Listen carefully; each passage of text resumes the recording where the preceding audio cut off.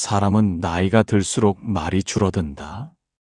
그러나 마음속에서는 오히려 말이 많아진다. 젊을 때는 행동으로 살았다면 노년에는 기억과 생각으로 살아간다. 부처님은 인간의 삶이 나이를 먹을수록 가벼워지는 것이 아니라 오히려 더 무거워진다고 보셨다. 몸은 늙어가지만 업은 사라지지 않기 때문이다. 장하함경과 중하함경에서는 사람이 늙어서 고통받는 가장 큰 이유를 외부의 환경이나 타인의 탓으로 돌리지 않았다. 이미 오래전에 지은 업이 때가 되어 열매를 맺는 것뿐이라 하셨다. 그렇다면 왜 어떤 사람은 말년에 웃고 어떤 사람은 말년에 괴로워하는가? 부처님은 그 차이를 분명히 짚으셨다. 말년에 웃는 사람은 자신의 이것을 끝까지 숨긴 사람이라고 하셨다. 여기서 말하는 숨김은 거짓이나 속임이 아니다. 자랑하지 않음이고 드러내지 않음이며 알려지려 하지 않는 태도이다. 금강경에서 부처님은 형상으로 드러난 공덕은 이미 공덕이 아니라고 설하셨다. 보시를 하되 내가 했다는 생각이 남아있다면 그 순간 이미 업이 생긴다 하셨다. 많은 사람들은 선행을 하면 복이 쌓일 것이라 믿는다. 그러나 부처님은 선행 그 자체보다 선행을 대하는 마음을 더 중요하게 보셨다. 자신의 선함을 남에게 알리고 싶어 하는 마음, 내가 옳다는 것을 인정받고 싶은 마음, 나는 이만큼 베풀었다는 기억, 이 모든 것이 업이 되어 말년의 고통으로 돌아온다고 하셨다. 반야심경에서는 모든 것은 공하다고 설한다. 공하다는 말은 아무것도 없다는 뜻이 아니라 붙잡을 것이 없다는 뜻이다. 그러나 사람은 공덕마저 붙잡으려 한다. 이것이 바로 말년에 웃지 못하는 가장 큰 이유다. 부처님은 자신이 쌓은 공덕조차 자기 것이 아님을 아는 사람이 진정으로 자유롭다고 하셨다. 그래서 그런 사람은 노년에 원망이 없고 억울함이 없고 서운함이 없다. 전생과 인연의 관점에서 보면 이 가르침은 더욱 분명해진다. 전생에서 공덕을 드러내며 살았던 사람은 현생에서 인정받지 못하는 인연을 만나게 된다. 반대로 전생에서 조용히 감내하며 살았던 사람은 현생에서 말년의 평온을 얻는다. 유마경에서는 진짜 수행자는 말로 드러나지 않는다고 설한다. 겉으로 보기에 조용하고 평범하며 눈에 띄지 않는 사람이 실제로는 가장 깊은 수행을 하고 있는 경우가 많다. 부처님은 이런 사람을 두고 말년에 웃는 사람이라 하셨다. 웃음은 상황이 좋아서 나오는 것이 아니라 마음이 가벼워서 나오는 것이기 때문이다. 부처님이 말씀하신 말년에 웃게 만드는 이것은 재물도 아니고 지위도 아니며 자식도 아니었다. 부처님은 사람이 평생 가장 숨기지 못하는 것이 바로 공덕과 선의식이라고 보셨다. 자신이 얼마나 바르게 살았는지, 얼마나 참고 견뎠는지, 얼마나 베풀었는지를 사람은 결국 말이나 태도로 드러내고 싶어 한다. 그러나 부처님은 이 마음이야말로 말년을 무겁게 만드는 가장 큰 업이라고 하셨다. 차바함경에서는 선업을 지은 뒤에 그 선업을 자랑하거나 기억에 집착하는 순간 이미 새로운 업이 생긴다고 설한다. 선업은 선업으로 끝나야지 자기라는 생각과 결합되면 곧바로 속박이 된다 하셨다. 많은 이들이 나는 이렇게 살았다. 나는 이만큼 했다. 나는 틀리지 않았다. 이 말을 가슴에 품고 늙어간다. 그러나 이 생각은 노년의 평온을 빼앗는 생각이다. 부처님은 사람이 늙어 괴로운 이유를 몸 때문이 아니라 마음이 내려놓지 못해서라고 하셨다. 그 내려놓지 못하는 것 중 가장 마지막까지 남는 것이 바로 내가 옳았다는 생각이다. 금강경에서는 아상, 인상, 중생상, 수자상을 버리라 하셨다. 이 네 가지는 모두 나라는 존재를 붙잡는 방식이다. 선한 나, 참아온 나, 희생한 나, 억울한 나, 이 모든 모습이 아상으로 굳어지면 업은 깊어질 수밖에 없다. 그래서 부처님은 선하게 살았다는 기억조차 마지막에는 내려놓아야 한다고 하셨다. 이것이 바로 부처님이 숨기라 하신 것의 핵심이다. 숨긴다는 것은 없던 일로 만들라는 뜻이 아니다. 기억 속에서조차 스스로를 높이지 말라는 뜻이다. 법화경에서는 진짜 공덕은 드러나지 않는다고 설한다. 드러나지 않기에 다툼이 없고 비교가 없으며 원망이 남지 않는다. 전생의 인연과 업을 살펴보면 이 가르침은 더욱 분명해진다. 전생에서 공덕을 드러내며 살았던 인연은 현생에서 인정받지 못하는 인연으로 돌아온다. 반대로 전생에서 묵묵히 감내하고 아무 말 없이 살았던 인연은 현생에서 말년의 평온으로 이어진다. 부처님은 사람이 겪는 말년의 외로움과 서운함은 대부분 기대에서 비롯된다고 하셨다. 내가 이만큼 했으니 이 정도는 돌아와야 한다는 생각. 이 기대가 무너지면 서운함이 되고 서운함은 곧 고통이 된다. 반야심경에서는 얻을 것도 없고 잃을 것도 없다고 설한다. 이 가르침을 진정으로 이해한 사람은 노년에 잃을 것이 없기에 마음이 가볍다. 그러나 선을 드러낸 사람은 잃을 것이 많다. 인정, 감사, 보상, 존중, 이 모든 것이 자신의 공덕 위에 세워졌기 때문이다. 부처님은 이러한 마음 상태를 두고 아직도 수행이 끝나지 않았다고 하셨다. 진짜 수행은 선행 이후에 시작된다고 하셨다. 유마경에서는 침묵 속에서 이루어지는 수행을 강조한다. 말하지 않음, 드러내지 않음, 설명하지 않음. 이것이 가장 깊은 수행의 모습이라 하셨다.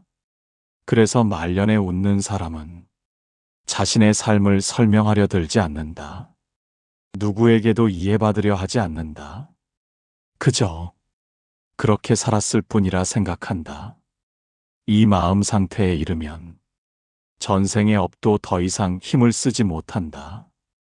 업은 집착할 때 작동하지만 놓아버리면 힘을 잃기 때문이다.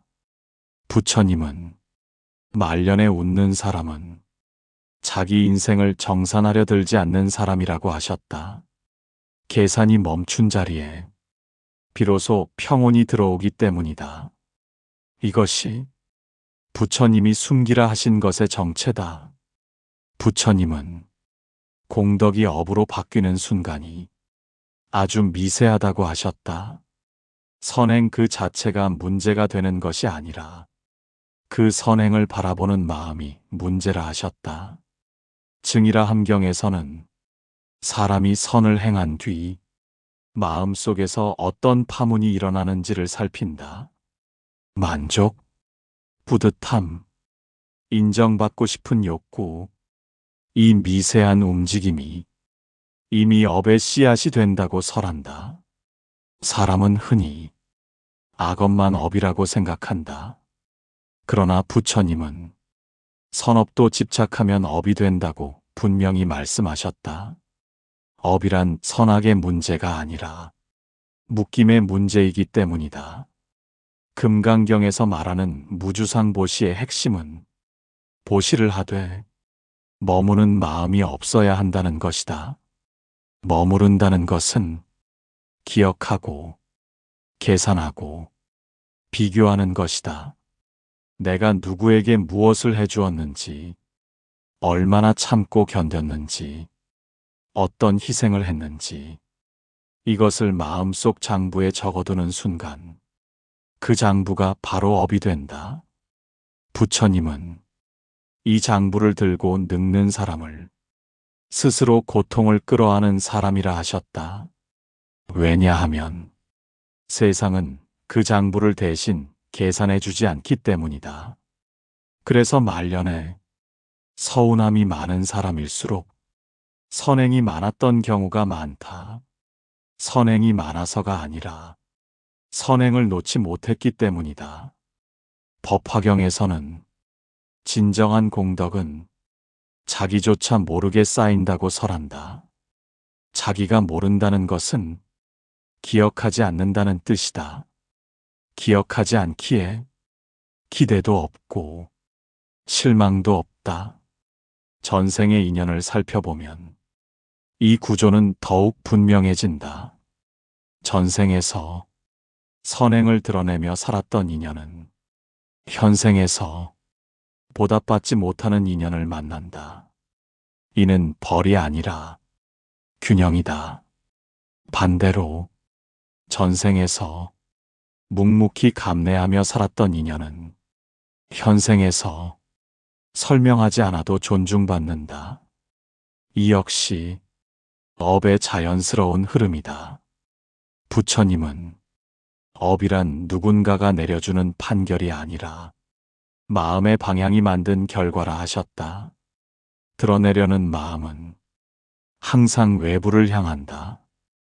외부를 향한 마음은 반드시 비교를 낳고 비교는 고통을 낳는다. 반야심경에서 말하는 공은 비어있음이 아니라 붙잡지 않음이다. 공덕조차 붙잡지 않을 때 비로소 공의 지혜가 드러난다. 부처님은 노년에 고요한 사람은 젊을 때부터 자기 인생을 설명하지 않았던 사람이라 하셨다. 설명하지 않으니 오해도 없고 상처도 쌓이지 않는다. 이 가르침을 모른 채 선행을 쌓고 그 선행을 붙들고 늙어가면 그 선행은 결국 업으로 되돌아온다. 그래서 부처님은 선행보다 먼저 마음을 살피라 하셨다. 무엇을 했는지가 아니라 왜 그것을 했는지를 보라 하셨다.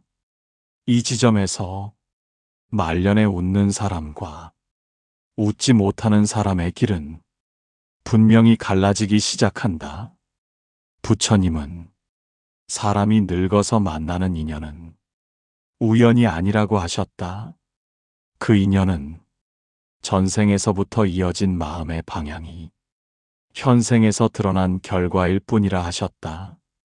선행을 드러내며 살았던 인연은 현생에서 인정받지 못하는 관계로 돌아온다. 이는 상대가 나빠서가 아니라 기대하는 마음이 이미 관계를 무겁게 만들었기 때문이다.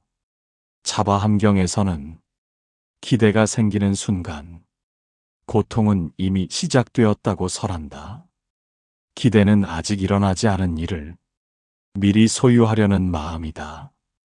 이 마음이 바로 집착이다. 부처님은 집착이 있는 곳에는 반드시 실망이 따른다고 하셨다. 그래서 선을 행하고도 기대하지 않는 사람이 가장 자유롭다 하셨다. 전생에서 선행을 드러내며 살았던 사람은 현생에서 자주 억울함을 느낀다. 나는 이렇게 했는데 왜 돌아오는 것이 없느냐는 마음이 끊임없이 올라오기 때문이다. 그러나 부처님은 돌아오지 않는 것이 손해가 아니라 이미 돌려받은 것이라고 하셨다. 선행의 대가는 인정이 아니라 마음의 가벼움이기 때문이다. 법화경에서는 모든 보살의 길은 자기 자신을 낮추는 데서 시작된다고 설한다. 낮춘다는 것은 스스로를 숨긴다는 뜻이다. 공덕을 숨기고 공을 숨기고 자기 이야기를 숨기는 것이다. 이렇게 숨긴 공덕은 업으로 굳어지지 않는다. 업으로 굳어지지 않기에 다음 생으로 이어지지 않고 현생에서 조용히 소멸된다. 부처님은 이 소멸을 두고 진짜 해탈에 가까워진 상태라 하셨다. 업이 남아있지 않으니 되돌아올 고통도 없기 때문이다. 반야심경에서 걸림이 없으므로 두려움도 없다고 설한다. 걸림이 없다는 것은 선행에도 희생에도 억울함에도 머무르지 않는 마음이다. 말년에 평온한 사람은 자기 인생을 돌아보며 정산하지 않는다. 잘한 것과 못한 것을 저울에 올리지 않는다. 그저 흘러간 인연으로 받아들인다. 유마경에서는 병든 몸을 가지고도 마음은 자유로운 수행자의 모습을 보여준다. 몸은 늙고 병들어도 마음이 묶이지 않으면 그 자체로 해탈의 길에 들어섰다고 본다. 부처님은 이 경지를 웃을 수 있는 말년이라 하셨다. 환경이 좋아서 웃는 것이 아니라 붙잡을 것이 없어서 웃는 것이다. 전생의 업이 무거운 사람일수록 현생에서 무언의 수행이 필요하다. 말을 줄이고 설명을 줄이고 자기 이야기를 줄이는 것이다. 이렇게 살다 보면 공덕은 쌓이되 업으로 남지 않는다. 인연은 이어지되 속박으로 굳어지지 않는다. 부처님은 말년에 웃는 사람은 자기 삶을 증명하려 들지 않은 사람이라 하셨다. 증명하지 않으니 부정당할 일도 없고 상처받을 일도 없다. 이것이 숨긴 공덕이 인연을 가볍게 만드는 방식이다. 부처님은 업이 사라지는 순간을 특별한 체험이나 기적처럼 설명하지 않으셨다. 오히려 아주 조용하고 아무 일도 일어나지 않는 상태라고 하셨다. 사람들은 업이 사라지면 삶이 갑자기 좋아질 것이라 기대한다. 그러나 부처님은 업이 사라질수록 삶에 대한 기대 자체가 사라진다고 하셨다. 이 지점에서 말년에 웃는 사람의 마음이 드러난다. 중화함경에서는 늙어서도 괴로운 사람은 미래에 대한 바람을 놓지 못한 사람이라 설한다. 반대로 말년에 고요한 사람은 이미 더 바랄 것이 없는 사람이다. 더 바랄 것이 없다는 것은 체념이 아니라 충분함이다. 부처님은 이 충분함을 지혜의 열매라 하셨다. 사람이 평생 살아오며 겪은 인연과 사건은 결국 마음속에서 한 가지 질문으로 모인다. 이만하면 되었는가? 말년에 웃는 사람은 이 질문에 조용히 고개를 끄덕일 수 있는 사람이다. 화엄경에서는 모든 것은 이미 서로 연결되어 있다고 설한다. 이 연결을 이해한 사람은 자기 인생의 한 장면만 떼어 억울해하지 않는다. 전체 흐름 속에서 자신의 삶을 바라보기 때문이다. 이 시선이 생기면 전생의 업도 원망의 대상이 아니라 이해의 대상이 된다. 왜 이런 삶을 살게 되었는지, 왜 이런 인연을 만났는지 조용히 받아들이게 된다. 부처님은 이 받아들임을 두고 업이 힘을 잃는 순간이라 하셨다. 업은 저항할 때 가장 강해지고 수용할 때 가장 약해지기 때문이다. 자바 함경에서는 괴로움은 외부에서 오는 것이 아니라 마음의 마찰에서 생긴다고 설한다. 마찰이 멈추면 괴로움도 멈춘다. 말년에 웃는 사람은 더 이상 자기 인생과 싸우지 않는다. 잘못 살았다는 생각도 억울하다는 생각도 다 내려놓는다. 그래서 이 사람의 마음에는 후회가 없다. 후회가 없다는 것은 과거가 완벽했다는 뜻이 아니라 과거를 더 이상 끌어당기지 않는다는 뜻이다. 반야심경에서는 과거도 없고 미래도 없으며 지금 이 마음만 있을 뿐이라 설한다. 이 가르침이 노년에 이르면 비로소 체감으로 다가온다. 부처님은 이 상태를 두고 이미 생사에서 반쯤 벗어났다고 하셨다. 몸은 아직 여기에 있지만 마음은 이미 묶이지 않았기 때문이다. 전생의 인연이 길었던 사람일수록 이 단계에 이르기까지 오랜 시간이 걸린다. 그러나 한번 이 경지에 들어서면 그 어떤 인연도 마음을 흔들지 못한다.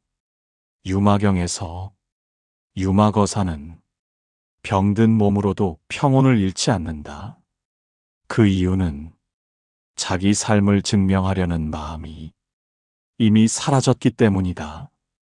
부처님은 말년에 웃는 사람은 자기 인생을 설명하지 않는 사람이라 하셨다. 설명하지 않으니 오해도 없고 변명도 없고 후회도 남지 않는다. 이 마음이 자리 잡는 순간 업은 더 이상 다음 생으로 이어질 힘을 잃는다. 그래서 부처님은 이것이 곧 말년에 웃을 수 있는 진짜 이유라 하셨다. 부처님은 사람의 말년을 삶의 결과가 아니라 삶을 대하는 태도의 완성이라 하셨다. 무엇을 얻었는지가 아니라 무엇을 내려놓았는지가 그 사람의 마지막을 결정한다는 뜻이다. 중화함경에서는 죽음을 앞둔 마음 상태가 다음 생의 방향을 정한다고 설한다. 두려움 속에서 죽음을 맞이하면 그 두려움이 업이 되어 이어지고 담담함 속에서 맞이하면 그 담담함이 그대로 길이 된다고 하셨다. 말년에 웃는 사람은 죽음을 두려워하지 않는다. 살아온 삶을 증명하려 하지 않기 때문이다. 증명할 것이 없으니 지킬 것도 없고 잃을 것도 없다.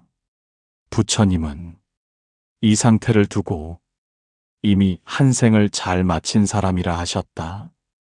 잘 살았다는 말이 아니라 잘 붙잡지 않았다는 뜻이다.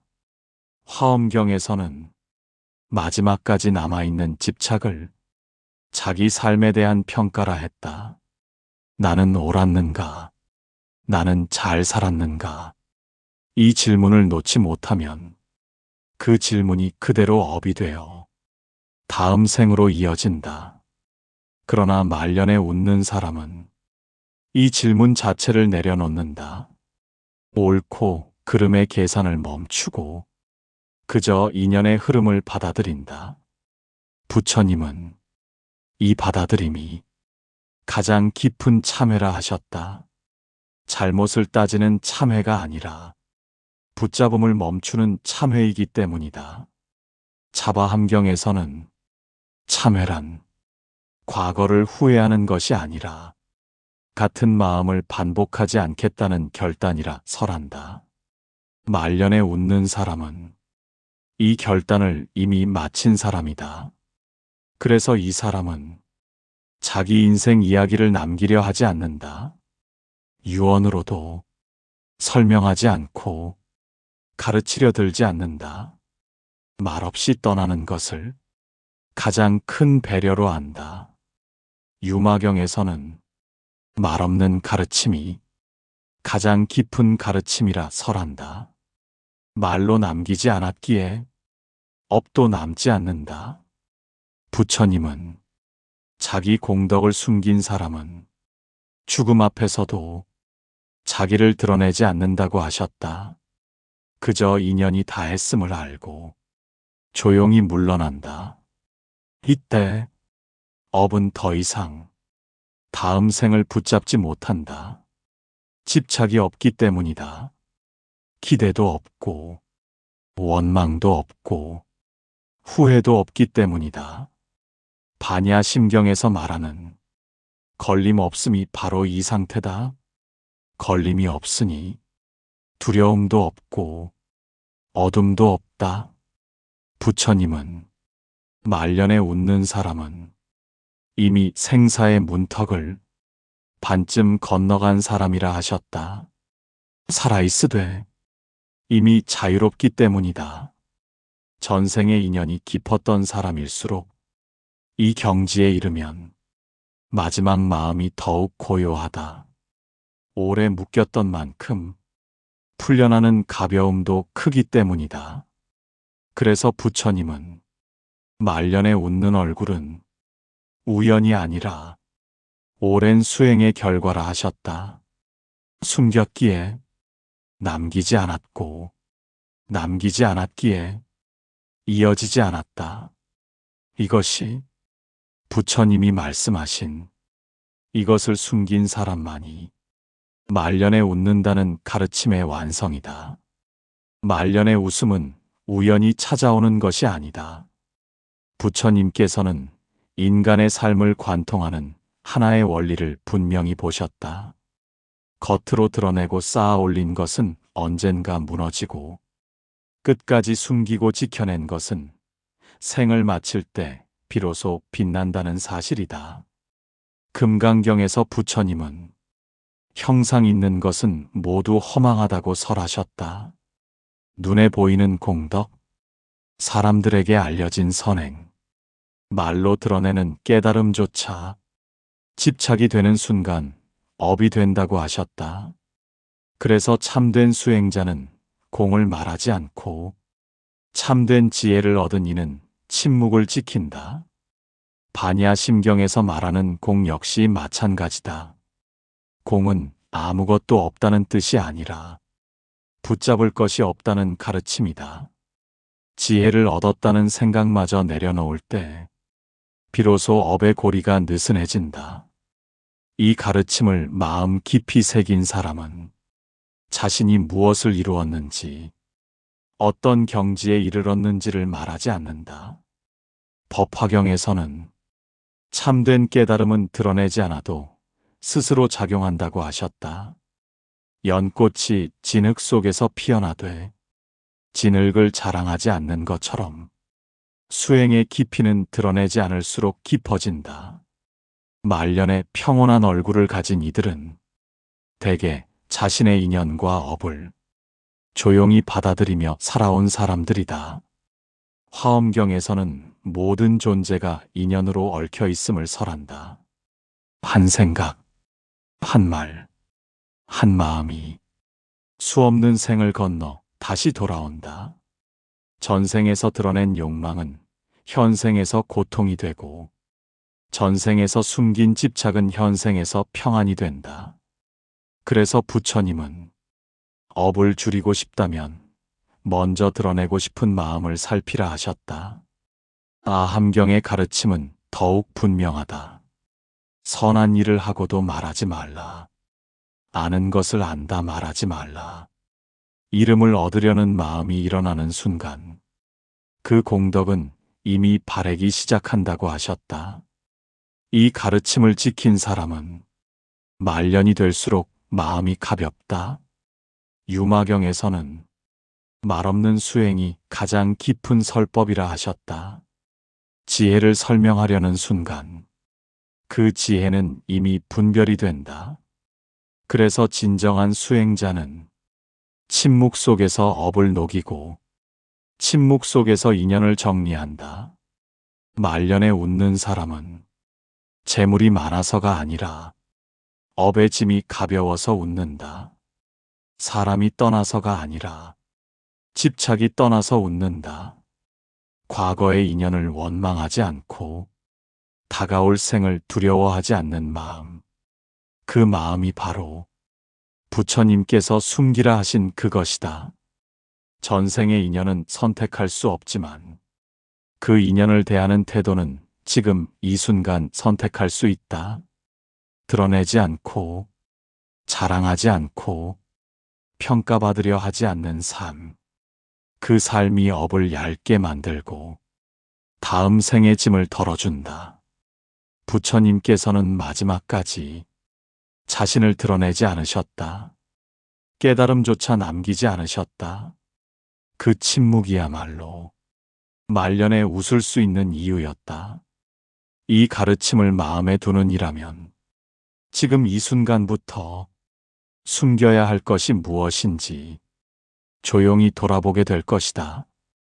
그리고 그 침묵 속에서 이미 업은 풀리기 시작했을 것이다.